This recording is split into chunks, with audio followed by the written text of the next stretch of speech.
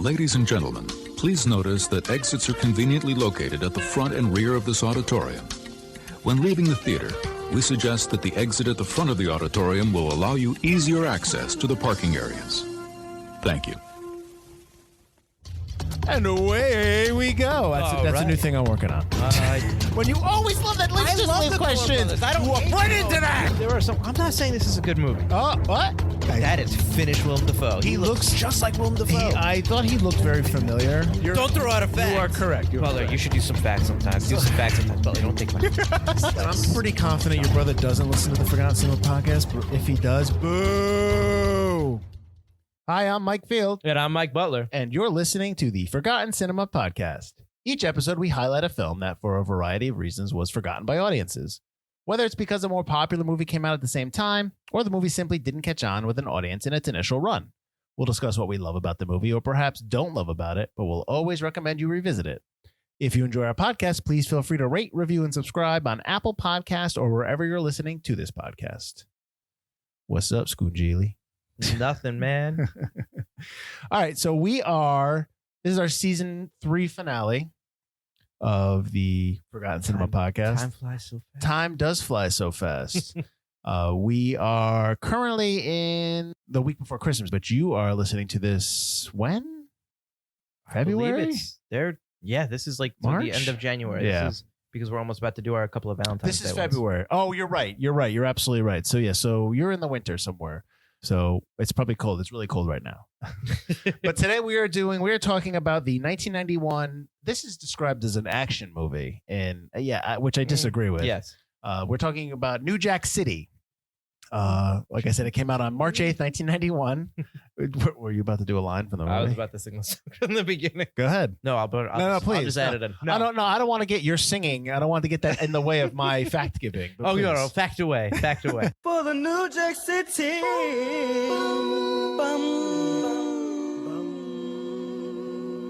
You are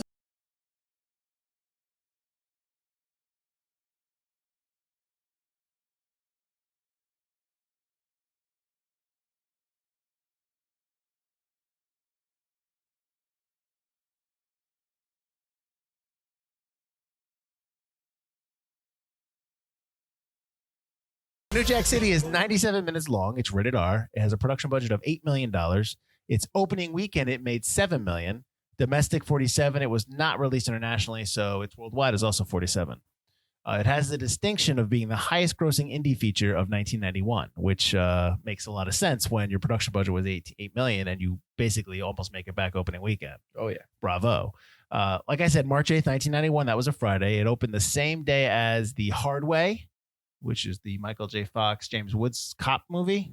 Now, you're going to tell me it's terrible, I'm sure. But I remember liking that when I watched it as a kid. I remember enjoying it. I also remember not remembering a lot of it, so I would have to watch it again. I can tell you what wasn't good, American Ninja 4, which came out that same weekend as well.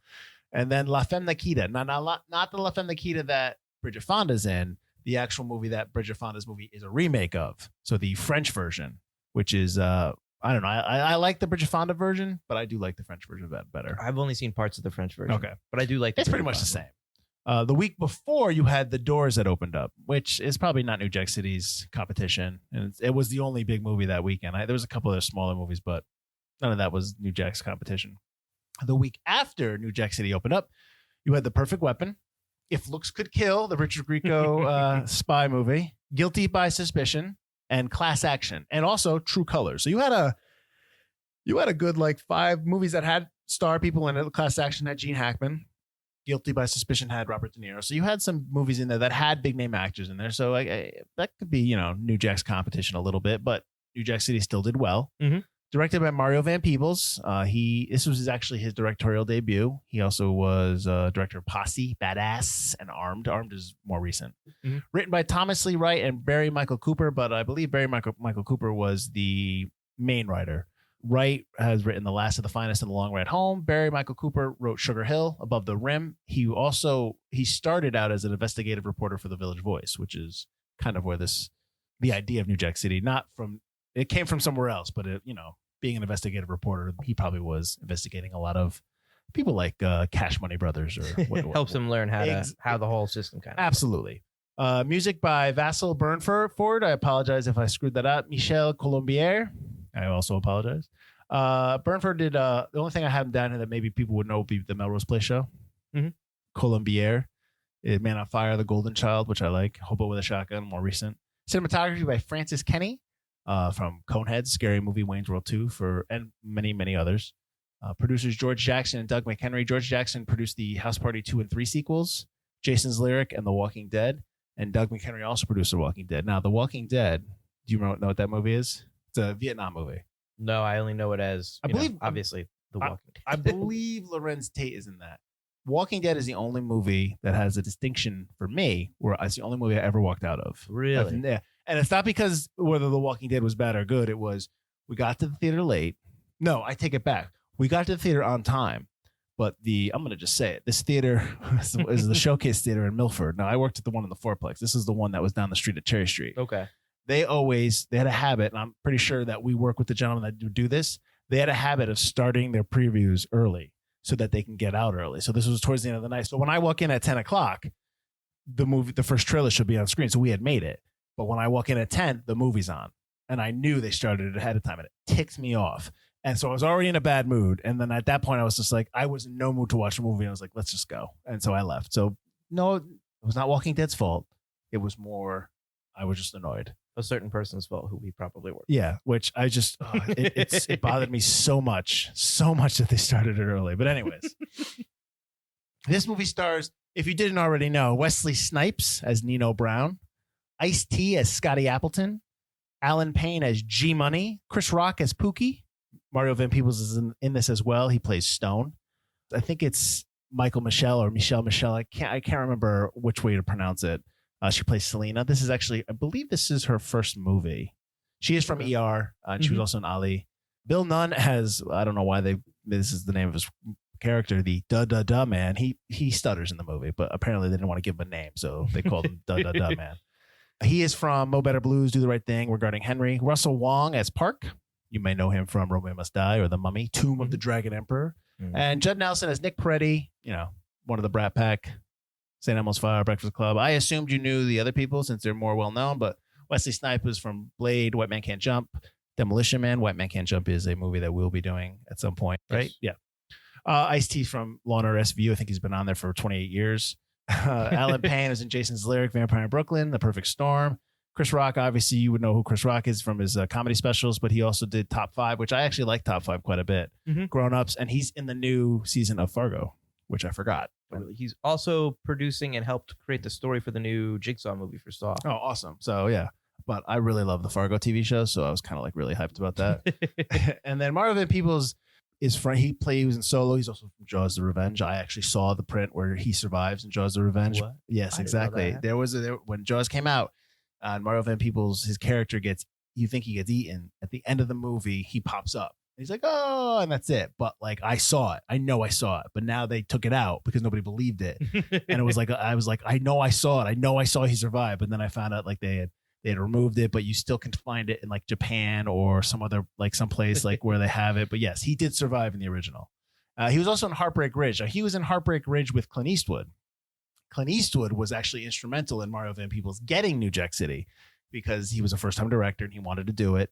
And the studio was kind of like, oh, we don't know. And Eastwood went to bat for him and said, like, give the kid a shot, and because they were friends. And yeah. So he helped Peebles get this directorial job for New Jack City. So I don't know. I thought I threw that in there. But before we get into any other facts and before we start talking about our viewing notes, Mr. Butler's going to break down what New Jack City is all about.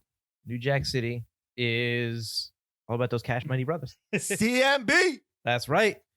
So CMB is a gang led by Wesley Snipes, led by Nino Brown, and he's helped by his brother G-Money and the da man, who I'm pretty sure had a name in the movie, but they just listen in IMDb. His credit was I don't remember. Man. I didn't write it down because I figured he had a name. And Wesley Snipes was a cocaine dealer at the start of the movie, but kind of goes into the heroin business because it's much more lucrative. He takes over in Harlem No, wait a minute. It's the crack business. Crack business. This is about crack. Yeah, not heroin. Come on, man. We'll do the heroin business in the other movies. Whatever movie we're doing about heroin. I don't know. Heroin the movie. So he's dealing cocaine. He moves into the crack business, takes over an apartment complex in the middle of Harlem, where he kind of locks the whole place down, kills anyone who disagrees with him, shoves at the landlord, makes this huge complicated system inside where he both sells, produces, distributes the whole deal. You even get to smoke crack in the enterprise room. So he's kind of taken over Harlem and has it under his grips. And Mario Van Peebles' character, Detective Stone, creates this task force led by Ice-T, Scotty Appleton, and recruits Nick Peretti. So two detectives who are kind of on the edge detectives. The detectives no one wants to work with. New Jack Too cops. Crazy. New Jack cops That's for right. New That's Jack what he says. gangsters. To take down Nino's new drug empire. And along the way in the film, you see Nino fight with the Italian mafia as he kind of tries to hold on to his power. G-Money, his brother, kind of starts to betray him. It's all very Scarface-esque, which, ironically enough, Scarface kind of plays throughout the entire movie in different scenes. There's a subplot where Scotty Appleton takes Chris Rock's Pookey character, who is a crack addict himself, and tries to rehabilitate him and uses Pookey as a kind of undercover mole to try to stop Nino Brown. So the whole movie's about Scotty Appleton and Nick Peretti trying to stop Nino Brown and his drug empire.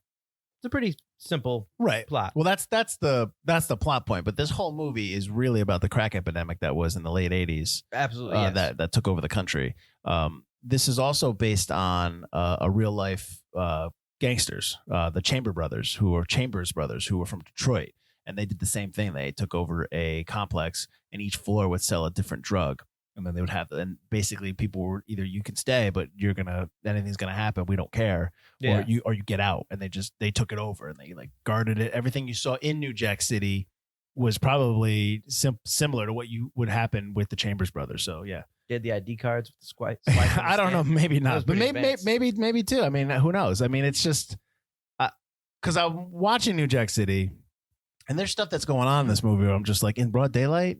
Like, I know it felt very much like the Old West in terms of just like, we don't care. We're just going to shoot people in front of everybody. It did, yeah. And there was like, with the exception of Peretti and Appleton kind of like leading this task force, there were no other cops in existence, except in the beginning, obviously, when he chases down Pookey.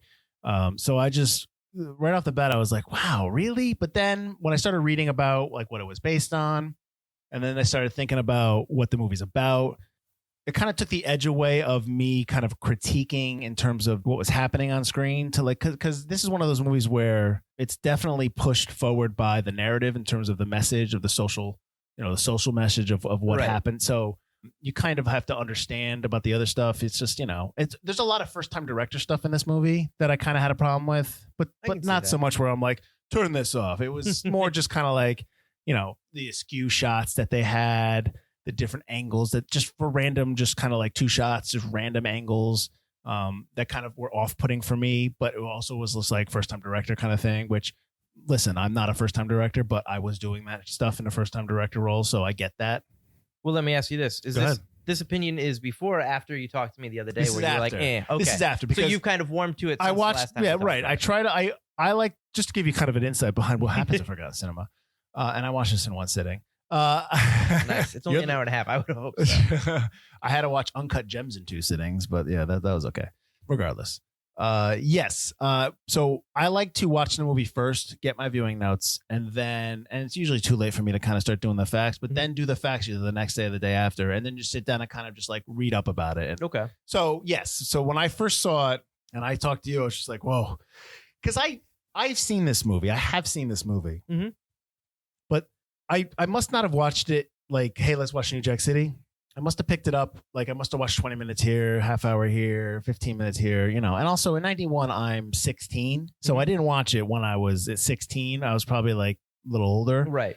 But it really wasn't a movie that I can relate to, obviously, because I'm not, You're not from Harlem? Exactly. So it's not something that like speaks to me on that cultural level. I got that. But so when I look at it now as a filmmaker, I think there's a lot of things in there that I like, and I'm not going to hold anything that I don't like against it because it's counterproductive to what the movie's trying to do. Mm-hmm. So basically I watched the movie first, and then I write out my facts and I learn about it and just kind of like learn about what went into it and all that stuff. And then just kind of like that kind of forms whatever we talk about live or not live. Does Recorded. that usually change your opinion like it did kind of this time? I think that's a good question. I think like when we go into a movie that I really like, I don't know. This is probably one of the first ones that it wasn't really so much as a monumental shift. You know, there was some things I really still, we'll talk about it. But you still have issues with I really didn't know what was going on sometimes with the plot because it was just kind of like, it felt like a lot was cut out maybe. I can see that. So it really was like in that regard. And like, I know people like would hail Chris Rock, his portrayal as Pookey. I want you to get a turkey, man. Look at your funky black ass. Funky, I don't understand it. First, you want to be a stick-up kid, right? But then you got shot. Now you's a base head. You're all messed up, man. Your life is trash. Oh, man, I know I look like stir-fried shit. Man, I know that. Man, why don't y'all hook me up with some food, man? Come on, Look, man, there's a line. You gotta wait. Look, will you get this man something to eat, please? Oh, yes, sir. Hook me up, man. Hook me up. That's all I get. Here, you want some more? How's that? I don't know if it's because I have seen Chris Rock for 20 years perform comedy that when you go back and watch him as Pookey now, you're kind of like, you think that he's just not doing a bit, but you know what I mean? You have all those years of him doing comedies right already inside your head that it's not like he's going back to doing something dramatic, which I'm really interested to see how Fargo is, 'cause not to bring that back up again, but because that's more of a dramatic role, I think. His new show coming up, the new show that he's in. Is it going to be a dramatic? Because there are more comedic characters. It's in not. Fargo. But it's not like a straight comedy. It's more of like there's comedic elements, but it's a crime movie. It's a crime show. So yeah, you're gonna have people are gonna die in that. Yeah, and, so it's gonna be a little bit more serious. He may crack a joke here and there, but it's gonna be a little bit more serious. Well, that's why I was curious when he said when he came up with the idea and he really wanted to do Saw, he just came up with an idea and was like, "Who do I talk to?" Yeah, and did it. So I think somewhere in there is a more dramatic kind of mind. Well, have you seen Top 5? I like Top 5 quite a bit. Yeah. Top 5's got some dramatic elements. It does, even though I love the DMX scene. I mean, he's kind of him, but yes. So it's not. It's like I said. It's just when this came out, I was in my teens, so I really couldn't have a kind of mature appreciation for maybe his performance. Maybe that's a better way to say it. But let's get into the movie itself rather than just us sitting here pontificating about stuff. When was the last time I don't know why I always ask you this. When was the last time that should be like, we should have that like little tagline in the thing. Like, when was the last time Butler watched? And like that. So I clearly did not watch this in 1991. Because you were not born yet? I was born in 1991. I don't know your birthday. I don't know. I would have been like 3 or 4. No excuse. We've got people bringing 4-year-olds or movies all the time. He's not going to watch it. They do like Wesley Snipes quite a bit, but this is before he really took off, I think. They like Wesley Snipes in Demolition Man. They and do. Passenger That's 57. off, yeah. Always bet on black. I love Passenger 57. My parents actually hate Passenger. Really? Yeah. I mean, I wonder if I watched it again, if I wouldn't like it. But like Passenger 57 was smack dab in the middle when Wesley Snipes was like hot and he was good. Mm-hmm. But yeah. No, I always think Wesley Snipes is good. He's funny. I mean, I have an issue with his method acting, but we've gone over that before. So with him? With method acting in general. Oh, wait. Oh, no, I agree. I agree. But yeah, I think Wesley Snipes is always very good. He's always very entertaining. I think I watched this probably junior or senior year in high school. It was on Cinemax or HBO, and I just saw how many people were in it. Yeah. And I was like, a lot of people, yeah. Yeah. I was like, I'll watch this. Yeah. Very indie, which is cool, which I appreciate. I always like seeing a movie that's, you know it's an indie, but not that it gives me instant credibility to me. Not that I'm trying to be nose in the air, but I just, you know that a lot of work is going into it behind the scenes. Like it's not as just like a director sitting in a chair, bring my latte, let's set this shot up. Yeah. You know that stuff is happening there because I know the opening scene where Appleton's chasing Pookey was all improvised because there was supposed to be a car chase and they didn't have enough money. They ran out of budget. Awesome. So they improvised the entire chase, which is pretty cool. Even though he's firing at him in the middle of a bunch of kids, but whatever. He's I don't get where he jumps. That's my only issue with the chase scene. Well, when they jump toward the train tracks, they don't show where they're landing. Well, again, I think that's I get first time director, yes, but I was like, so, when that happened, I was like, where are they jumping? Because then the shot goes to the train tracks. I'm like, so he's jumping on the train tracks? I think you were supposed to assume that he got hit by the train. Well, I think, that's supposed to be like, oh, Pookie gone. But then, like, Pookie's there. I was like, hey, I don't Pook. Well, I interrupted you. Go ahead. Were you before when you were talking about when you watched it? So I probably watched it, when I was, probably 17, 18. Right. On Cinemax or HBO. It's got that early, probably the fact that it's all the actors in it, the fact that it was that early 90s kind of hip-hop kind of look to it, Mhm. which I always really like early 90s stuff, like House Party and stuff like that. Right. Like, oh, okay, that's cool. That's like nostalgic to when I was really young and Sure. stuff like that. So what I remember most about New Jack City, and one of the reasons I put it on this list, was I remember it being an almost kind of like a Harlem fairy tale. Mm-hmm. Like it was a New York that wasn't real. And it was a little less so this time.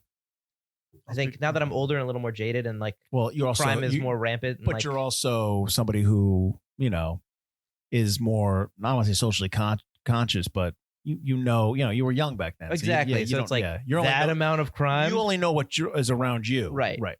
Do you remember when Kangol hats were hot? Because there were a lot of Kangol hats in this movie. I always wanted one, and then I was like, oh, I can't wear that. But I just remember it being more like a really like semi unrealistic kind of portrayal of the world. Like not just because of the amount of crime, but just like the weirdness to it. But I mean, I still really like this movie now. I think there's some surrealism in the movie. There is some surrealism. Yeah, It's definitely a little bit jacked up, but it's a movie, and that you're gonna get that in any movie. Yeah, exactly. which I kind of like because it's not like a straight crime drama. It is really more stylized. It's got that hip hop kind of feel to it. I Sure. guess. Well, it starts off with the Queen Latifah song, so Yeah. I'm already like, yeah, all right.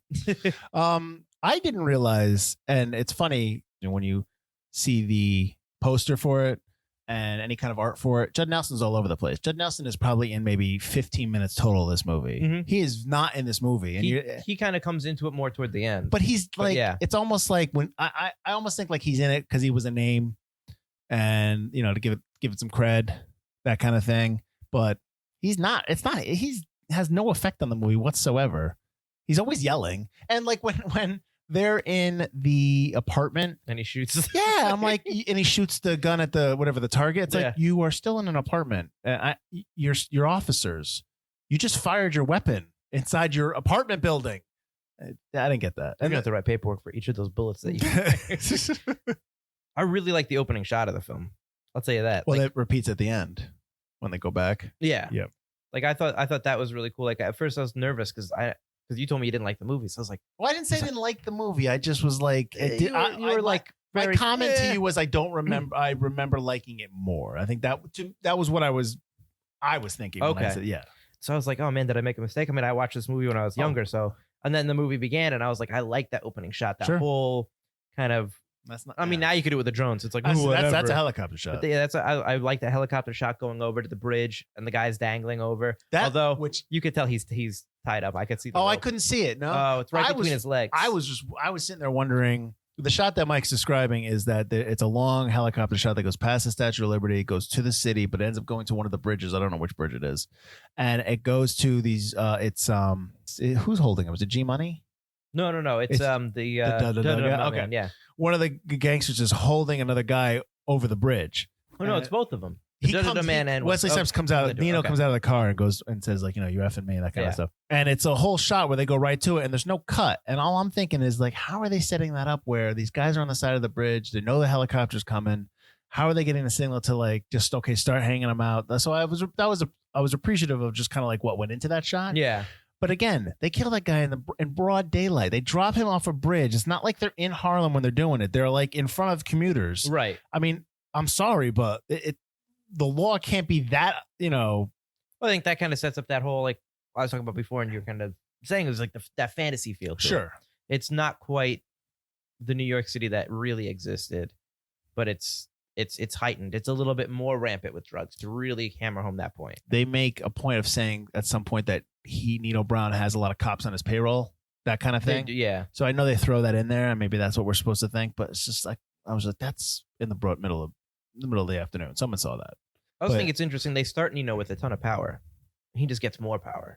Well, they started off where he's been dealing cocaine, Which and I didn't remember that part. Yeah, and that they're talking about how, hey, this stuff, which is crack, is gonna blow up, and that's kind of like how it. And he was talking about how he was getting his cocaine and his drugs from The Italians. right? And now he was gonna screw that. I'm gonna get my own supplier, and he's just basically controlling everything. And that wasn't gonna go over well. Which I don't understand when the mobsters or the mob or mafia, whoever it is, go to visit him at his club. Like, we got you a gift, and they get him that like what is that thing? It's the light post. What is it? It basically they give him like something that's obviously racially motivated. Yeah. like, what are you thinking? You're in his club and his people are surrounding you, and you're just going to give him something, tell him to go F himself. I'm surprised they didn't shoot you right there. Like, I didn't get that. I didn't get the idea of doing that in terms of on their side. Like, what were they trying to do? I think the whole point was to motivate him to try to do something.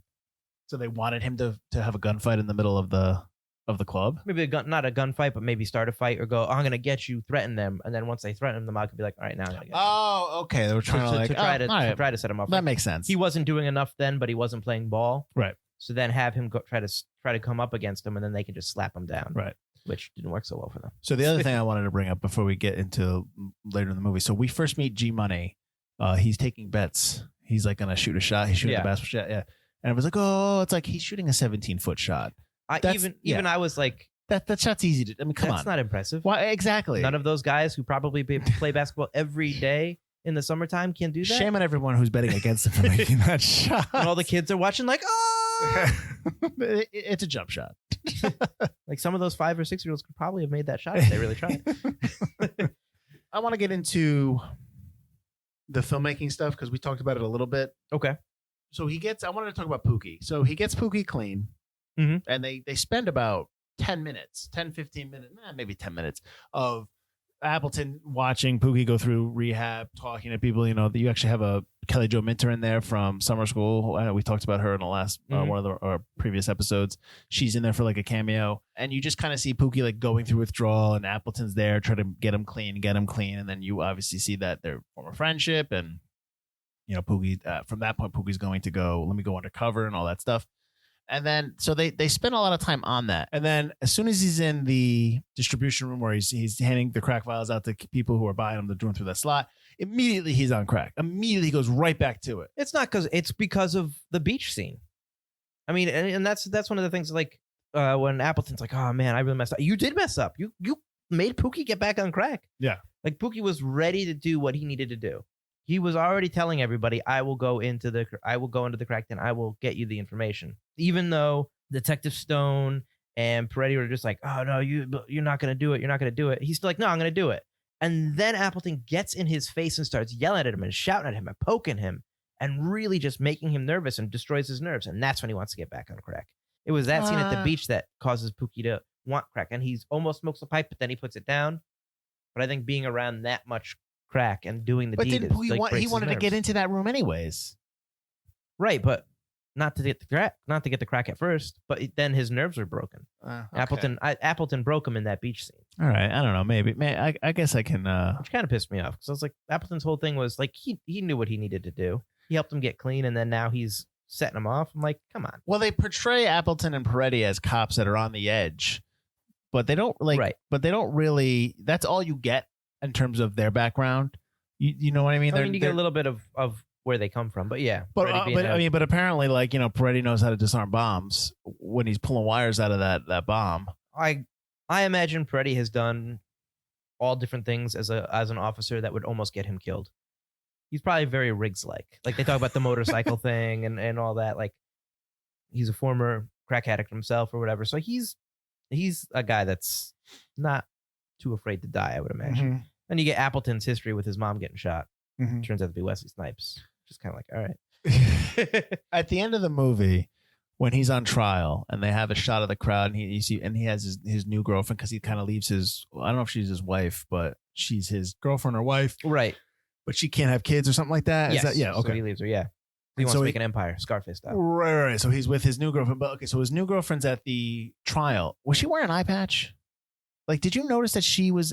I didn't go back and I should have rewound it, but she looked like she had like an eye patch on, like something happened, and it was only once. The only time you saw her, you never saw her again.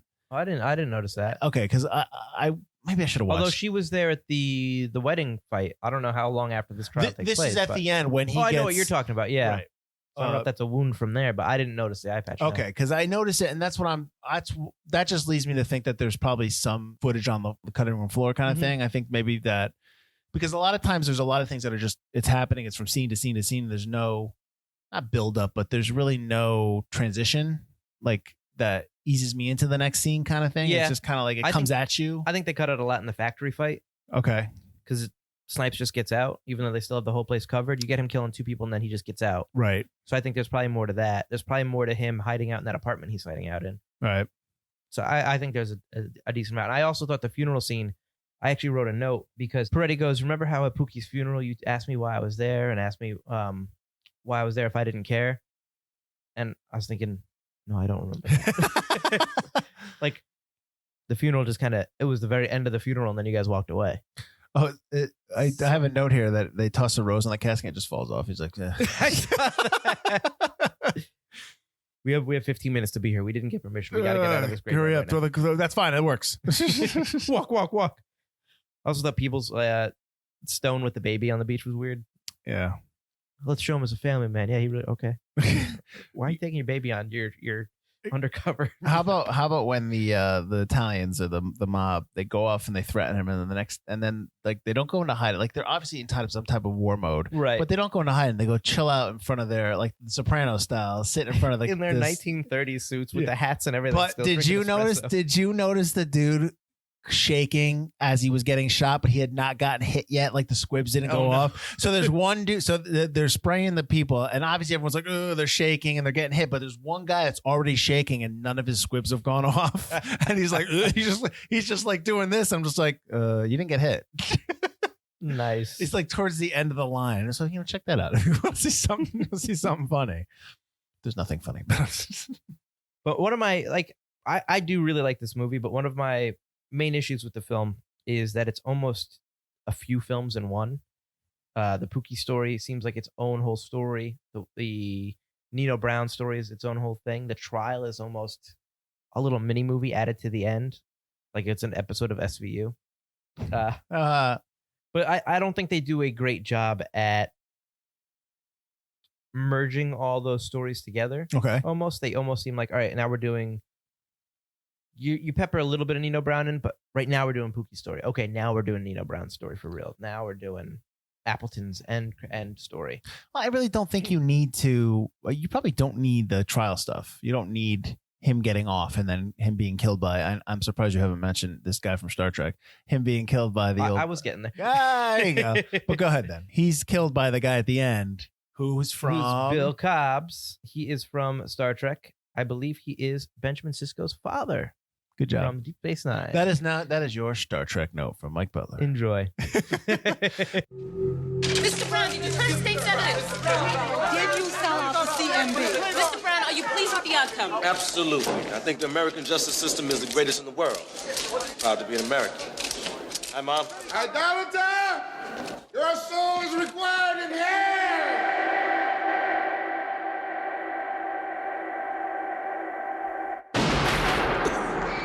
But yeah, no, I don't think you need that stuff. You could probably, but again, it's maybe how long is the script? Maybe the script was like 130 pages because this movie's only 97 minutes. So right. There might be a lot of stuff that we've had this discussion on multiple movies, what we've done, where it feels like it's a bigger movie than what it was, the final exactly. product It's definitely got stuff cut out of it. And I think that's like, I was going to watch this movie in 2 parts, but I just got so into it. I watched the whole thing. All right. Now this movie came out 6 months before Boys in the Hood.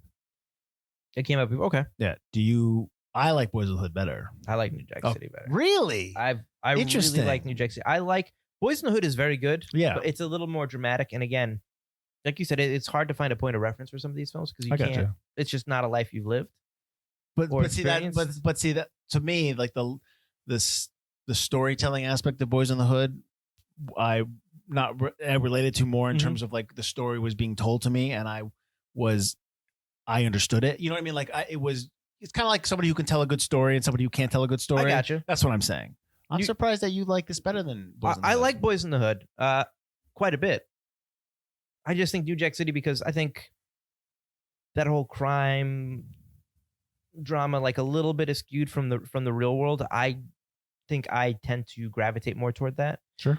So that's what I really like. I mean, I grew up my first crime things and I would have watched all like were Die Hard, Lethal Weapon, stuff like that, where it's like the real world is skewed. I got you.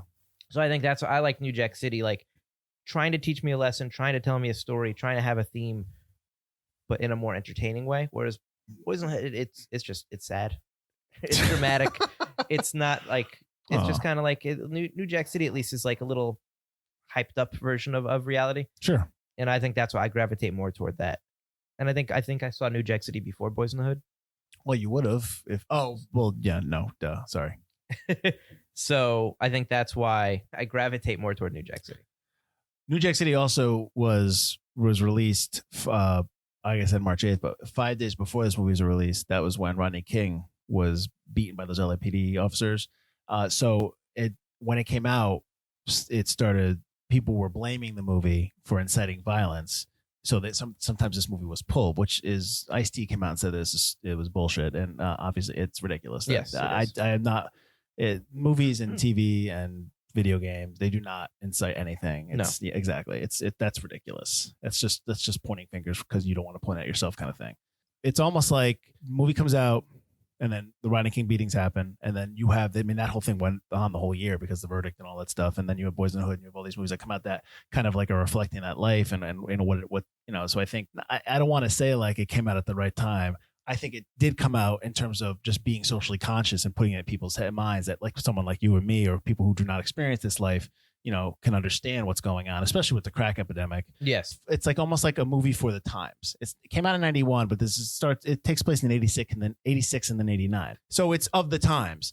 They're going to remake this. They're going to reboot this movie.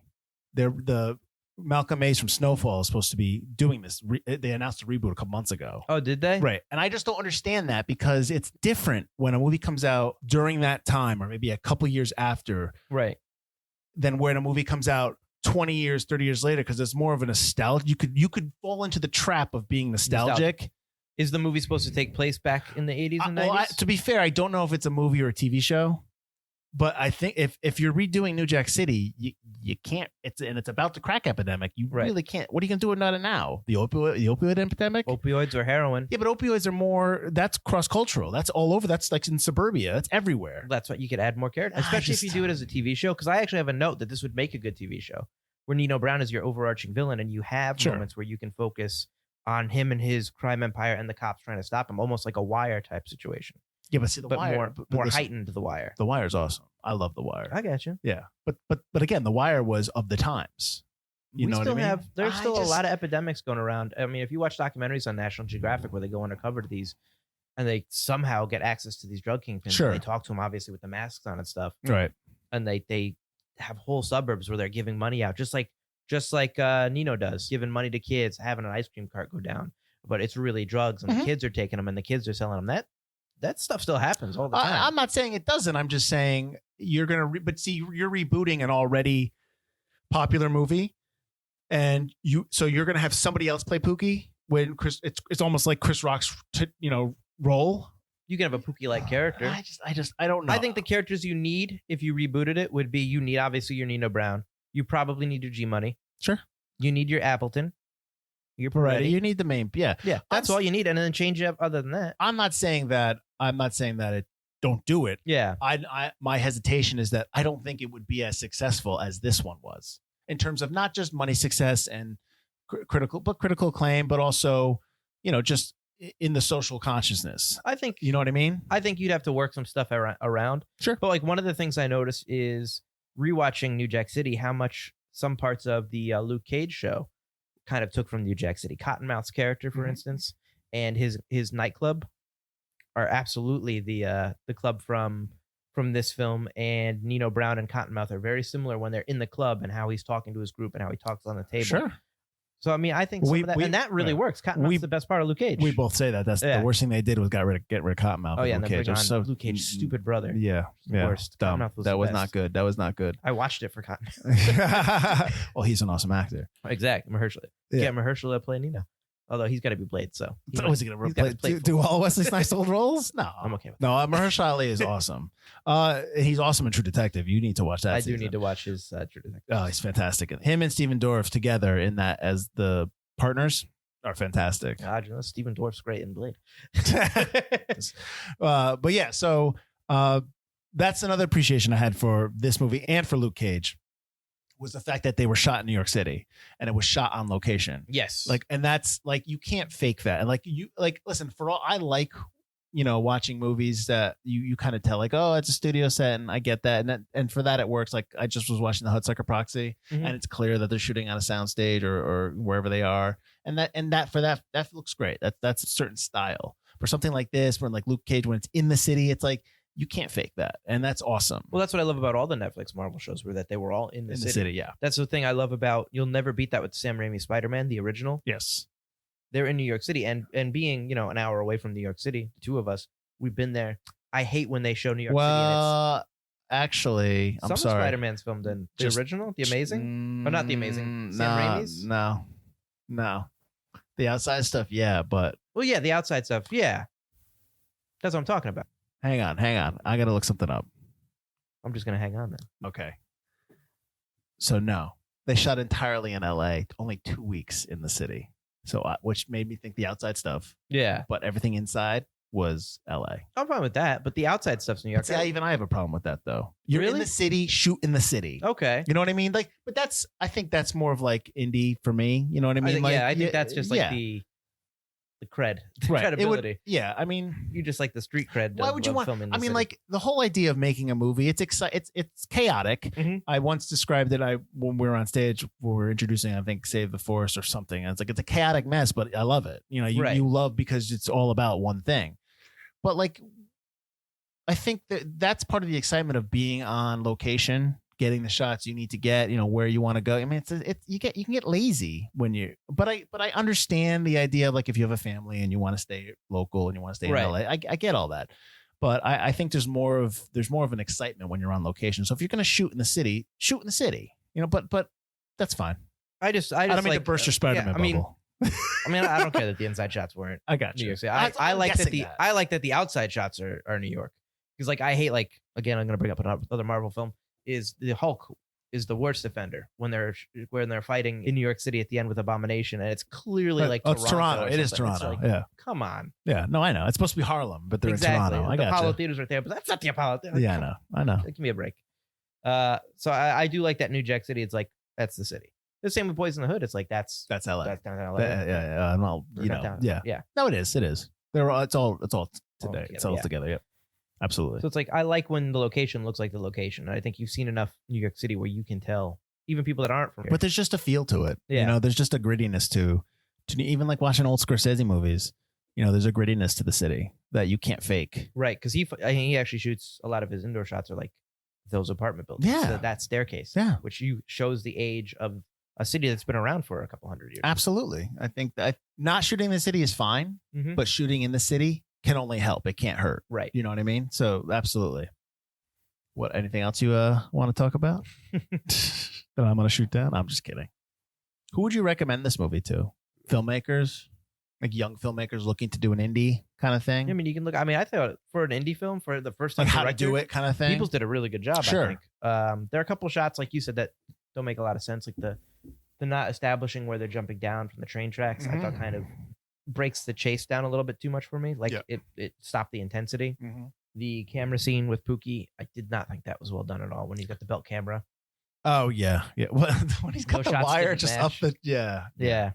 This should be like a TCM classic movie. You know what I mean? How we do the TCM classics all the time every month. Absolutely. This should be out. This should be out there. This is one of those movies where all young people now, like 20s and 18, 19, 20, they're seeing movies. They're all seeing stuff that's great and polished. And they're all seeing stuff in the theaters like, oh, it's great. But yet they all still clamor for original content. They all still clamor for something real. It's like, well, then watch this. You know what I mean? Then because this type of movie should be made now in terms of the style, in terms of the indie nature of it. That, give $10 million to the up and coming, director that's got something he wants to do, and let him go make something, or her go make something. Right. It's an indie, but it's original. Yes. Like that, I would say that. So we've been talking about this movie, but we haven't talked about why we picked it for Forgotten Cinema. And I think what I'm saying might be part of that, but go ahead. I think, well, the reason I picked it was because I remember really enjoying it. And movies like this it's like you said, it's original. It's not quite a straight up drama like Boys in the Hood or like a Law and Order episode where it's like, this is true crime. Like I know at the end they go, there are Nino Browns everywhere. Right. This movie's a fantasy. It is more of a fantasy. It's not quite Lethal Weapon or Die Hard. It's not a straight up action thriller blowing up buildings and stuff like. Although they blew up blah, blah, blah. But it's also not so dramatic where you're just like, oh, this is real life. Let me get like, all right, now I got to really like, it's a socially conscious movie that has a message, a strong message, but still tells an entertaining story with entertaining characters that are a little heightened. And I think that's what really, like I've already talked about this already. That's why I think maybe it's also forgotten. And I think nowadays people want that fully dramatic movie, or they want basically near superhero kind of cops in their action movie. Well, they're used to that. I agree with you. This is such an in between, and these type of movies aren't made. And let's like, if this movie was made now, it'd be a mid-budget movie probably. Oh, it would not be as raw as it is. Yeah. Yeah. You don't make those kind of movies. No, now. absolutely not. No, you have people want to make this movie on this, and then they'll buy it from you. That kind of thing. Yep. I think part of the reason we've talked about a couple different aspects, but one of the reasons why I think it's forgotten as well is because it's of the times, as I talked about before. It's a movie that's rooted in the style of it, the filmmaking style of it is a movie that's definitely reminiscent of early 90s, late 80s, and probably people aren't, 18, gravitating 19, towards 20 that, year olds, right. when they hear the early 90s hip hop, they're not going to be like, oh yeah, they're going to be like, Right. oh come on. And it's different when you have a movie like, just for the sake of argument, you have a movie like Back to the Future, because Back to the Future goes back to the 50s, and that's almost like timeless because you're it's the 50s and it's set up and all the set dressings and stuff like that. Right. So that's more of a timeless feel. Like any of the Indiana Jones movies, they're timeless because they're of a different time period. Like you talk about it being a period piece and stuff like that. This movie is not that. This movie is in that time because it was made during that time. And so now when you look back at it, you're like, oh, that looks different than what I'm used to now. And it's just an old movie. Right. I think this movie is a movie that young people that want to make film, that want to tell, that are into independent cinema, that want to tell stories personal to them, that are first-time directors. This is the type of movie that you should watch just to kind of get an idea of, maybe even if this is not something you're experienced with in terms of on your cultural setting, like you see other cultures, making films about other parts of society, that kind of stuff. Yeah. I think it's an important movie for people that are coming up to watch and to understand and to see how it was done. Good or bad, whether you like it or not, it's still something that you should catch out. You should watch, but I don't think this movie is not off the top of the first thing that's out of their mouth. We're like, hey, what should I watch? What type of movie should I watch? What'd you grow up with? Like, you know what I mean? Like, this is not one of those movies, which is unfortunate. But I think that's probably also why it's forgotten. So, I think we made a case. Someone asked me, like, when I say what movie we're doing, like, well, that's not forgotten. I go, trust me, we can make it forgotten. No, because you talk to your film buddies who are like, oh, I know that movie. Those douches. Go around all this when we go to the theater day. We'll talk around all the staff members, all the 16 to 24 year olds. How many people? Give a percentage. How many people would not know this movie? Out of our managers, only half our managers would know what this movie is, and out of our staff, maybe 4 staff members would know. I would say maybe 30% of the staff would know. Oh, you're giving them a benefit. You're giving them. You think less than that? I think way less than 30% of the staff. Depends I can think of. Depends on who's on. 4 staff members who know what it is. I bet you I sit there and go, you ever heard New Jack City? I bet you people are like, oh yeah, ever seen it? If we talk to some of our veteran ushers, they probably never saw it, but don't know what it is or worked it. Yeah, I don't count them because they worked it. So you're talking about no one. Yeah, I don't know. Maybe yeah. And then maybe I can think of 1 staff member who's seen it because they're a film major. Yeah, they probably didn't like it because they're douches. They probably. I would be surprised if they haven't even seen it. They probably know it but haven't seen it. Right. All right. I got you. All right. Cool. I'm done. I have one more note. Ooh, go. There's a lot of Flavor Flav in this movie. What's wrong with that? I don't. Although he's got now that baby bottle of Kool-Aid, which kind of bothered me. He's now he's on like Hip Hop New York or Love and Hip Hop in New York. They've got he's in Love and Hip Hop. I don't know. He still does stuff. No. He's on. There's a show where it's about like famous rappers and hip hop performers, but they're kids. He's in that. It's like, no, go. You shouldn't be in this. He started out in the 90s. Come on. I know. But that's, nothing wrong with that. But I think they're also there's some associate, like Fab Five Freddy was an associate producer. So there's a lot of people behind it that are in that world. I get that, yeah. So no, I think that's just kind it's of also like the only club I've ever seen where the bar is in front of the stage. Well, you haven't been to a lot of clubs then. I thought that was a little odd. I would not be able to hear any orders given to me. You're going to get this drink. I only make one drink and that's what you're getting. All right, so that's New Jack City. Take a look, take a listen, take a watch, take a something. I don't know. Take some crack. Oh wait, no, crack. Crack's bad. Don't That's do what I learned. that. That's That's what I learned not in this. cool. Yeah, so I guess we're done. That's a wrap on season 3. We will see you next week for the beginning of season 4. What are we doing, Mike? Because you don't know, and I just looked it up. We're doing a movie that I recommended, the Ricky Gervais vehicle, Ghost Town. Oh yes, this was one of the originals put on the list. This has one of my favorite final lines in a movie. It's written and directed by David Koepp. So I think you'll like it. But if you don't like it, well, you can go spit. I think if I don't like it, I'll make for a more interesting episode. So I'm gonna put my hate hat on. So that's next week. We'll be doing Ghost Town. As always, please feel free to check us out wherever you're listening, to rate and review us. Shoot us some suggestions. We'll take them at ForgottenCinemaPod@gmail.com. We also have a contact form on our website, ForgottenCinemaPodcast.com. You can also get a link there, which I have not done yet, to check out the merchandise that we started selling. Mr. Butler was working hard on that all for the last month and a half. Buy stuff, please. That's kind of a work in progress. We're doing it, but we're always looking to make it a little bit easier to purchase and to get it to you quicker. So that's bear with us on that. We're dealing with that. It is not quick. Right We're a podcast people. We're not merch people. But please feel free to please share with everyone about us. We're trying to get the word out about who we are, and especially for the upcoming year. We're obviously in 2020. We've got some ideas planned, so we want to get those rolling, if you will, right? Yes. Okay. Absolutely. So again, thanks for listening, guys. I am Mike Field. And I'm Mike Butler. And this has been Forgotten Cinema.